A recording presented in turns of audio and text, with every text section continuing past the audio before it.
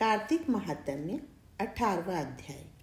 देवर्षि नारद जी ने कहा, अब रुद्र रूप महाप्रभु शंकर अपने वीर गणों के साथ नंदी पर चढ़ हंसते हुए युद्ध भूमि में आए। तब उनको आया देखकर उनके पराजित गण फिर लौट आए और सिंहनाद करते हुए आयुधों से दैत्यों पर प्रहार करने लगे। भीषण रूपधारी रुद्र को देख दैत्य भागने लगे। तब युद्ध में अपने दैत्यों को पराहन्मुख होते देखकर जलंधर हजारों बाण छोड़ता हुआ भगवान शंकर की ओर दौड़ा। उसके शुंभ निशुंभ आदि वीर भी क्रोध से अपने होठों को काटते हुए भगवान शंकर की ओर दौड़े। इतने में भगवान शंकर ने जलंधर के सब बाण जालों को काटकर अपने गणों को निर्भय करके अपने अन्य बाणों की आंधी से दैत्यों को पीड़ित कर दिया। खड़गोरमा नामक दैत्य को अपने फारसे से मार डाला। बलाहक का भी सिर काट दिया। धस्मर भी मारा गया और शिवगण चिशिखा ने प्रचंड नामक दैत्य का सिर काट डाला। किसी को शिवजी के बैल ने मारा और कई उनके बाणों द्वारा मारे गए।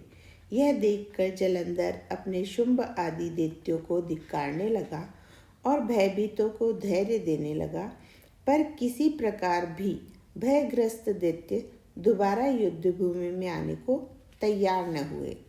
दैत्य सेना ने पलायन किया। तब महाक्रुद्ध जलंधर शिवजी को अपनी ओर ललकारने लगा। साथ ही उसने 70 बाण मारकर शिवजी को दग्ध कर दिया तथा और भी बहुत से बाणों का प्रहार किया।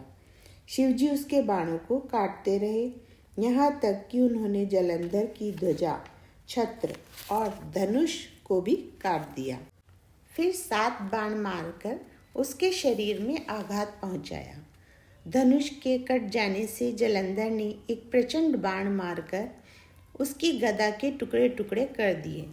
तब उसने समझा कि यह मुझसे अधिक बलवान है, अतएव उसने गंधर्वी माया उत्पन्न कर दी।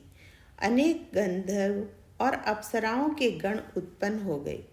वीणा और मृदंग आदि बाजों से के साथ नृत्य और गान होने लगा। इससे अपने गणों सहित रुद्र भी मोहित हो गए। उन्होंने युद्ध बंद कर दिया। फिर तो काम मोहित जलंधर बड़ी शीघ्रता से त्रिनेत्र भगवान शंकर का रूप धारण करके वृषभ पर बैठकर पार्वती के पास जा पहुंचा। उधर जब पार्वती ने अपने पति को आते देखा तो उसने सखियों का साथ त्याग दिया और आगे आई। पार्वती को देखकर कामातुर जलंधर का वीर्य पतन हो गया और उसके पतन से वह जड़ भी हो गया। गौरी ने उसे दानव समझा। वह अंतर्ध्यान होकर उत्तर की ओर मानस पर चली गई। तब वहां पार्वती को न देखकर जलंधर फिर शिवजी की ओर लौटा। उधर पार्वती जी ने भगवान विष्णु को बुलाकर दैत्य धन का वह कृत्य कहा और यह प्रश्न किया कि आप इससे अवगत हैं। भगवान विष्णु ने हाथ जोड़कर और सिर नवाकर उत्तर दिया, आपकी कृपा से मुझे सब कुछ ज्ञात है। हे माता, जो आज्ञा हो पालन करूं। जगत माता ने विष्णु जी से कहा, उस दैत्य ने जो मार्ग खोला है उसका अनुसरण उचित है।